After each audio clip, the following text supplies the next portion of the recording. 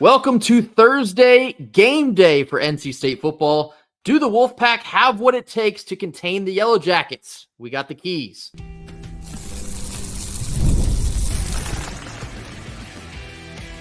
You are Locked On Wolfpack, your daily podcast on the NC State Wolfpack, part of the Locked On Podcast Network, your team every day. What's up, Wolfpack Nation? It's time to get locked in with Locked On. Thanks for making Locked On Wolfpack your first listen each and every day. We are free and available wherever you get your podcast and on YouTube, part of the Locked On Podcast Network, your team every day. Our Thursday opening sponsor is FanDuel. You can win more this season in the NFL with big returns on FanDuel. New customers can place just a $5 bet, and you'll get started with $150 back in bonus bets if that first bet wins. Head on over to FanDuel.com in order to get started. Happy Thursday. Happy game day to all. As always, I'm Grayson Boone, joined by former Wolfpack defensive tackle Kenton Gibbs. NC State football is back on the gridiron this week. Thursday night kickoff in Atlanta. We are 9.5 point underdogs to the Yellow Jackets of Georgia Tech. Do the Wolfpack have what it takes to pull off an upset on the road? We have Kenton's keys. Let's get into it. All right, the first key is score 28 plus. I know some of you are thinking, what is significant about the number 28? Well, if I look at this team and I look at how many games they have won on the season, I'm going to read off all of the point totals allowed in each and every win. 21 against Florida State, 12 against Georgia State, 7 against VMI, 14 against Duke, 34 against the Dirty Foot Club, 23 against Miami. Now, let's read them off for the losses. 28 against Syracuse, 31 against Louisville, 31 against Notre Dame, and 21 against Virginia Tech. What am I saying all of that to say? What are all of these words? What are all of these numbers getting at? When this team allows 28 points or more, now, they are a total of 1-3. When this team holds you to under 28 points, they are 5-1. Let me say that again. When this team holds their opponent to 28 or less, or to under 28 rather, 27 or less, they are 5-1. I think that's pretty self-explanatory. Don't you, Grayson? Absolutely. The Wolfpack are going to have to score points in order to win this game. We're going to have to basically get into some type of a track meet with Georgia Tech, which I don't feel great about, if I'm being completely honest here, but CJ Bailey's going to have to get going through the air, and that actually leads us directly into key number 2. CJ Bailey earned a QBR of 70 plus. Here's the thing. I know that I originally said, hey, you'd only need, 60 and all that in terms of our full, kind of end of the season key. Well, the thing is this. This team has shown itself to be virtually incapable of running the ball against good defenses. This is a defense that's very good at stopping the run. You have to find a way to, let me not even say find a way. CJ Bailey cannot be a quarterback that you win with in this situation. He has to be a quarterback you win because of. So I would absolutely say a QBR of 70 plus puts you in great territory to win this ball game. I wouldn't exactly say that this game falls like squarely on the shoulders of CJ Bailey, but it's damn near close. Like I told you on Wednesday's episode, I would expect him to throw the ball 40 plus times in this one. I say that because of Georgia Tech's very stout run defense. Have we shown outside of one game, and that one game was against Stanford, who is hapless, that we can run the ball effectively? The answer is no. With that being said, you're going to have to do what works for you, and in this game, it's going to have to be attacking through the air. In our third and final offensive key, average 6+ yards on first down. The reason that this is important is because if you hope to have any success in running the ball against this Georgia Tech team, you have to keep them on their heels. You have to keep them adjusting, being reactive instead of proactive. If you let them set up what they want to do in terms of, hey, we'll get into some interesting blitz packages, or hey, we're going to do what we do and kind of squeeze the life out of the game by just possessing the ball for forever and a day, that is going to happen if you do not, or if you are constantly in third and long situations. Our offense is not built to play that way. They just are not. So you need to stay ahead of the sticks, average 6 yards or more on first down. And this is the perfect situation, like we talked earlier in the season, when we found out that we were so deficient in running the ball. The offense needs to find a way to throw to set up the run. And if you can do that by staying ahead of the sticks on first down, you give yourself a shot. If you can get out there on first down and even second down in a lot of situations, and you can move the ball with some pace, you can pick up first downs, you can stretch the field a bit. Think about what that can do to then hand the ball off to a guy like Hollywood Smothers for like a zone read. He can dash this defense despite how good they might be in the run game. So not only is it going to be important to pass to set up the run, but you got to stay ahead of those sticks all day long. If you get into third and long situations, that is the danger zone. No surprise to any game, but especially in this one. Now switching gears and jumping over to the defense. Hold Georgia Tech to less than 150 rushing yards. This is going to be important because they are known. Grayson and I have talked ad nauseum about this. They squeeze the life out of the game. They squeeze the life out of the game. And take a wild guess how they do that. Grayson, do you want to let the folks in on how they do that? How do you think that they do that? Because they run the damn ball. And not only do they run the damn ball, they run it extremely well. They run it extremely well. They run it extremely well. Well, what a time. What a time that must be. And just out of curiosity, Grayson, in their wins, how many of those wins do you think they were held under 150 yards rushing? And how many of them? Just give me a wild guess. If you had to take an estimate and say, hey, this is the number, especially against the Power 4 teams that we've beaten, we have not rushed for 150 in this many games. What do you think that would look like? I'd venture to guess probably none of them, because what they do the best is running the football. So if they're going to beat you, it's going to be on the ground. You sure about that, Grayson? I'll lock it in. Okay, he'll lock it in. Not only that, this team hasn't rushed for 190 or less against any Power 4 team. There you go. Any Power 4 team that they've won the game against, that has been the recipe. You look at the Miami game, they went absolutely ballistic on the ground for 271 yards. Do you think that's their high on the season against Power 4 teams, Grayson? It's not, and I'm glad you threw me the alley-oop. They ran all over the Dirty Foot Club, 371 yards on the ground. Love that. 371 yards on the ground. Jamal Haynes and Haynes King combined for 277 yards on 30 carries. They averaged about 9 yards a carry between the both of them and had 4 touchdowns in total on the ground. I am telling you right now, if you do not come with your big boy britches, it is going to get ugly. It is, in the words of Tyler, the Creator, it's getting sticky because it's going to be very, very bad for this team if you cannot stop the run. And our second defensive key? At least one field flipper. Y'all know me. Y'all know I'm very big on field flippers. Here's the thing. Not only do I need CJ Bailey to play well, but even if you cannot accomplish the first key here, the way that Georgia Tech plays football is based on, you know what, we'll get a first down or two, and if things stall out, they stall out, but we've gained more than we've lost here. And again, we just want to suffocate. We just want to be like a boa constrictor. Over time, we're just going a little tighter, a little tighter, a little tighter till all the air out of you is gone. You know what relieves that pressure? You know what relieves that squeeze? Finding easy points for your offense. The reality is, as much as we talk about the defensive struggles that we've had this year, the defense is not a very young group. That's just the reality. Yeah. We could talk about our seniors not performing. We could talk about our elder statesmen not performing. But you know what can't be talked about? You know what can't be said?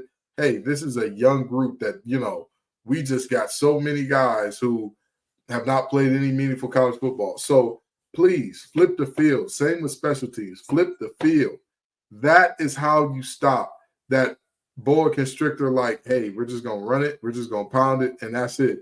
type of offense from working? More often than not, a solid field flip for NC State's defense is probably an interception. In this game, I think that's very interesting to keep an eye on because Georgia Tech likely won't throw the ball that much. For example, Yeah. in their win over Miami, they only threw it 16 total times. Haynes King threw it 6 times. They brought in Philo on multiple third down situations. He threw it just 10. Assuming that Haynes King's shoulder is not magically healed, I mean, it's only been, a week and a half since he last played. I wouldn't anticipate him throwing a ton in this game on Thursday night. So for NC State, not only does the defense need to force Haynes King to have to throw it, but if you do get him to throw it, hopefully it's a wounded duck because he's not throwing it 100%. Or the inverse, if they have to bring in Philo on a 3rd and long situation, you know it's going to be a pass. Sit back and pick him off. The defense has to give our offense probably multiple chances to improve field position in a game like this one. If you can get an interception, that's great, but I think special teams may need to be the one that provides this field flip, whether that's a punt return or a kick return. Special teams may or may not be the actual reason we're able to flip the field in this game. In our 3rd and final defensive key, you must have less than 12 missed tackles. Here's the thing. The gap responsibilities have gotten better. The gap assignments have gotten better on this defense. Players are being in position to where they're supposed to make the play. The problem that we have seen at times is that guys just don't make the play. At the moment of truth, another guy just shows up and is a better guy than our guys. You need to have less than 12 missed tackles. Because if you cannot tackle in this game, then Haynes and Haynes are going to run all over you. The back of a jersey saying King or the back of a jersey saying Haynes. That's it. That's what you're going to be looking at if you can't get those two on the ground. So less than 12 tackles is imperative because, again, for all that we talk about this defense and what they lack, rarely ever do I see a situation where these guys aren't in position where these guys aren't even in position to make the play.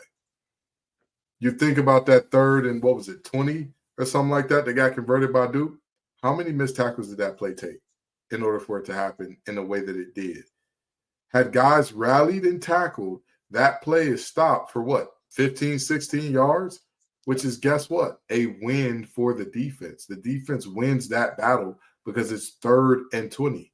However, you miss 2 tackles, all of a sudden that 3rd and 20 gets turned into a 1st and 10. This is a situation where I am not asking, I am demanding that we miss less than 12 tackles, because if we don't, it'll be a long night. It'll be a long, cold, lonely Thursday night. When you're looking at stopping a run game, slippery, fast, and strong is 3 dangerous aspects for any team to have. Georgia Tech has all 3 for 3.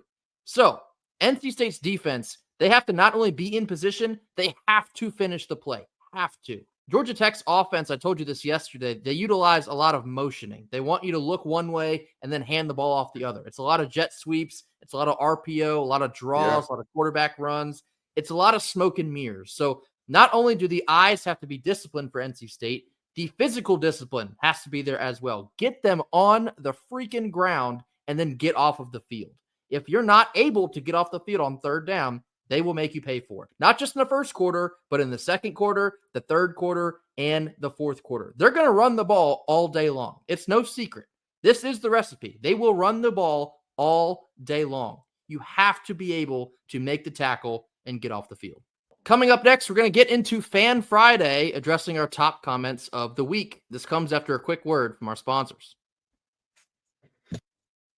Our first Thursday sponsor is Skylight Frames. Maybe gift giving isn't your love language. You overthink it and wind up with something disappointing or nothing at all. Well, it's almost a holiday season and you need to get in the know for buying gifts.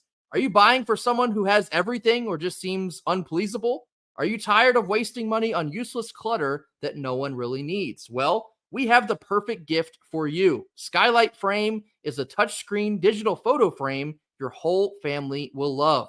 You can upload thousands of photos with your phone and watch them appear in just seconds. It's super easy to use. Setup takes less than 60 seconds, and you can invite friends and family to share photos via the free Skylight mobile app or using email.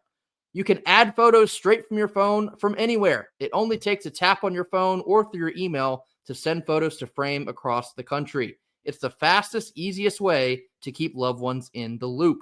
There are 2 sizes to choose from, the original 10-inch frame or the larger 15-inch gallery frame. They look perfect in any room. They can stand on their own, or you can easily mount them on the wall. And now, as a special limited time offer for our listeners, you can get $20 off your purchase of a Skylight Frame when you go to skylightframe.com/college. That's skylightframe.com, SKYLIGHTFRAME, skylightframe.com/college, COLLEGE, college, and get $20 off your purchase now at skylightframe.com/college. Our second Thursday sponsor is FanDuel. Tackle the NFL action all season long on FanDuel, America's #1 sportsbook. Right now, new customers can bet just $5 and get $150 back in bonus bets if that first bet wins. The FanDuel Sportsbook app gives you everything you need to place live bets on the NFL, all in just one singular place. When you get a hunch in the middle of a game, you can check out the latest stats, view live play-by-play, and so much more on the very same page that you place all of your bets. Head on over to FanDuel.com in order to join today. Again, you'll get started with that $150 of bonus bets if that first pesky $5 bet wins. That's FanDuel.com in order to get started. Never waste a hunch and make every moment more with FanDuel, the official sportsbook partner of the NFL.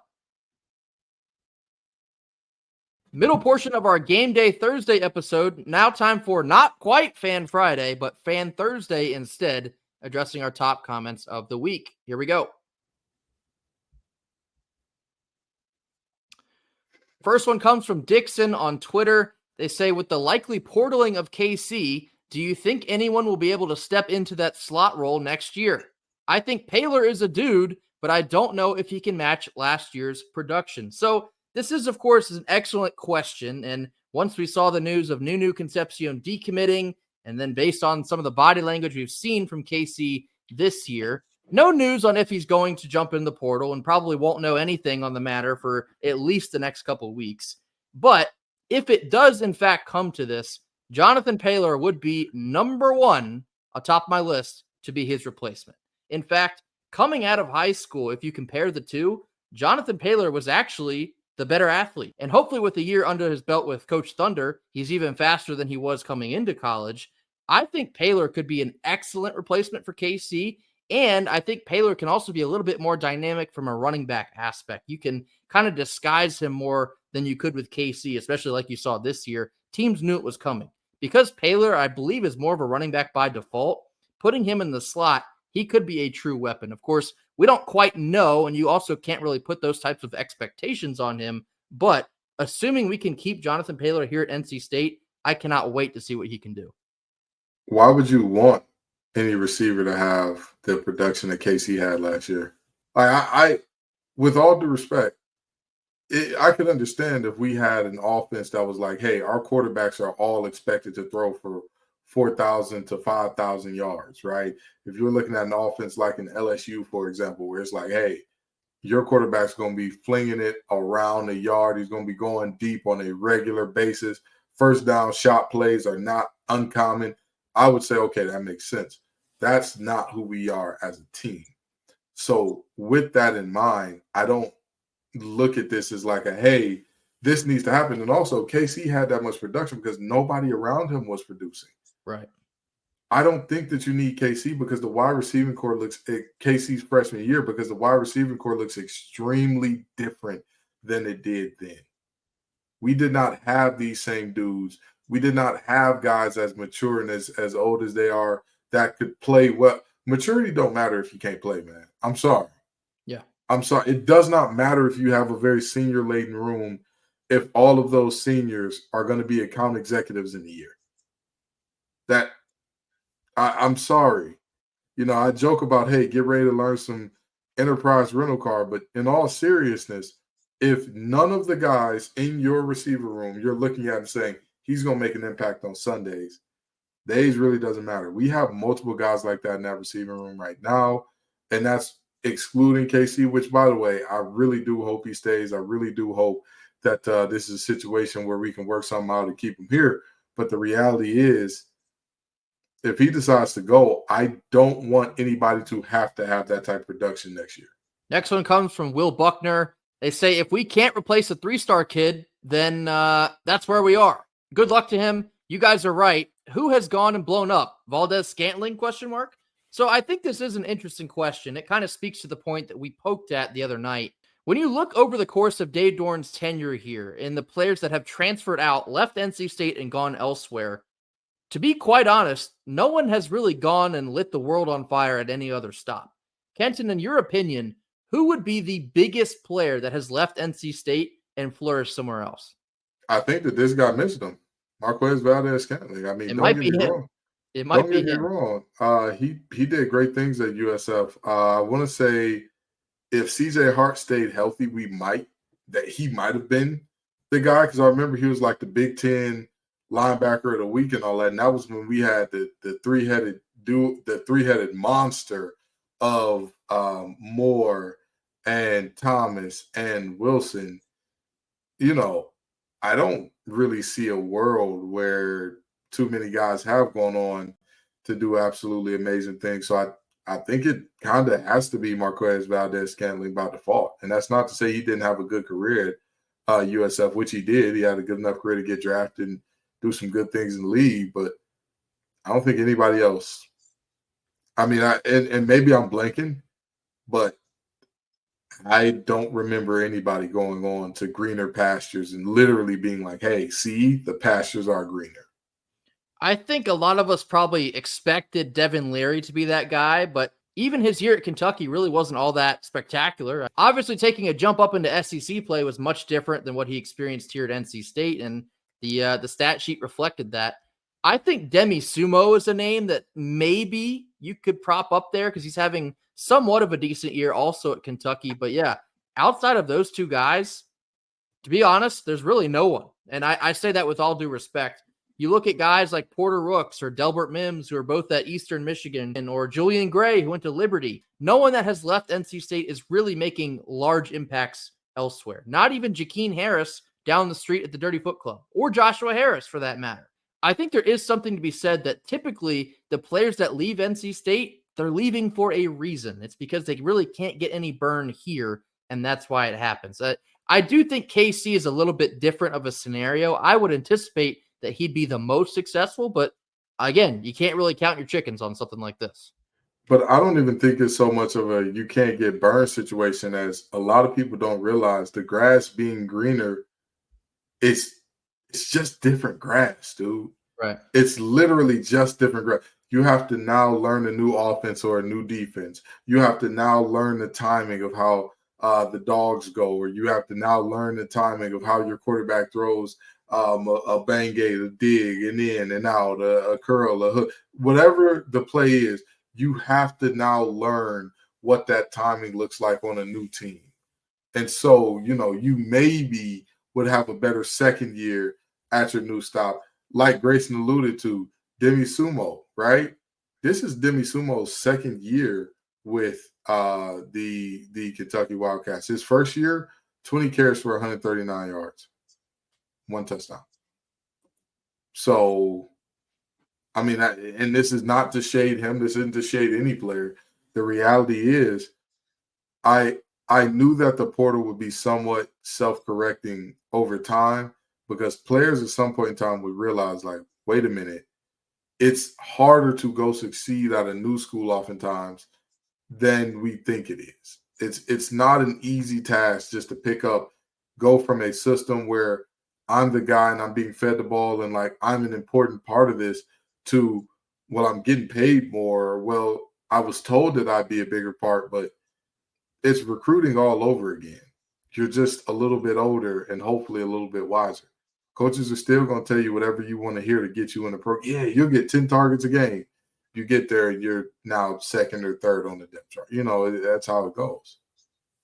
I'm flipping back through all the names that have transferred out. I found one more that I think is notable. Nick McLeod, who is a corner, transferred from NC State to Notre Dame. He did actually end up getting drafted. So I think he's another name that you could throw up there. But again, that's really it. I would encourage anyone listening to us right now, go back and look through all these names. You'll see exactly what we're talking about. NC State really has not been burned by anyone deciding to leave this program. So whether it's KC or whether it's not KC, all that needs to be said, NC State is going to be just fine. Next one comes from Katie Allman. She says, GT uses so much motion, but the Pack has had 2 weeks to prepare for that. Katie, I think we could prepare for the entire season, and I'd still feel underprepared going against Georgia Tech. They are that dynamic on the ground, and this defense has struggled that much in defending the run. I say this wholeheartedly hoping that I will be wrong, but I don't know, man. Jamal Haynes is a beast, and Haynes King, for that matter, is an extremely good runner for a quarterback. I think they pose a lot of problems, and nothing that NC State has shown us this year has really proven that they may or may not be ready for this. Yeah, I mean, the motion that Georgia Tech uses is what Chip Kelly would call dressing the pig. Yes. It's always, you only have so many concepts that you can run. The question is, are you disciplined enough for everybody to be where they're supposed to be against those motions? Is your contained man focused on, okay, I've got to handle this jet. I've got to be there if they do that little push pass, or if they do run that power read. Am I there? Am I setting an edge, a hard edge that's going to make this ball cut back and go to where it's supposed to go? And then everybody on the inside, am I doing my job? Am I taking the cheese, taking the bait of, oh, the motion's going over there. My eyes are going to go over there. I got the A gap, but I'm looking in the C gap because the motion's going to, oh, wait, where's the ball? It's in the A gap where I'm supposed to be.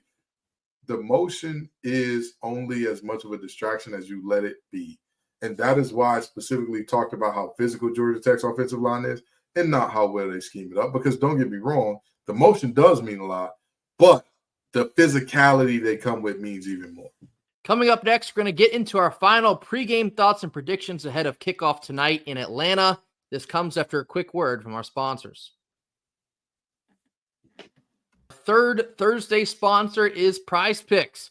Prize Picks is the best place to get real money sports action.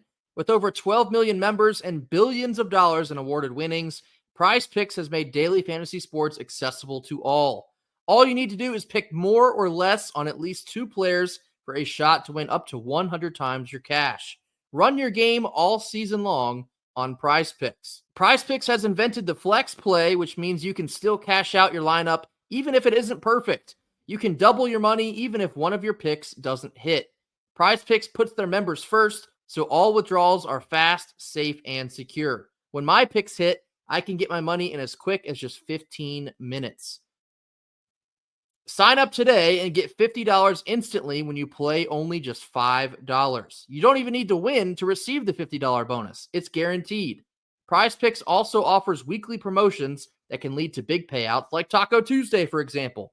Each Tuesday, Prize Picks discounts select player projections up to 25% to provide even more value for your lineups. Download the app today and use code LOCKEDONCollege to get $50 instantly after you play your first $5 lineup. Again, that's code LOCKEDONCollege, LOCKEDONCOLLEGE, LOCKEDONCollege, to get $50 instantly when you play just your first $5 lineup. Prize Picks, run your game. Last couple minutes of our Thursday game day show. Now time to get into our final pregame thoughts and predictions ahead of tonight's matchup. NC State on the road in Atlanta to face the Yellow Jackets of Georgia Tech. NC State is an 8.5-point underdog. Kenton, how do you see this thing going?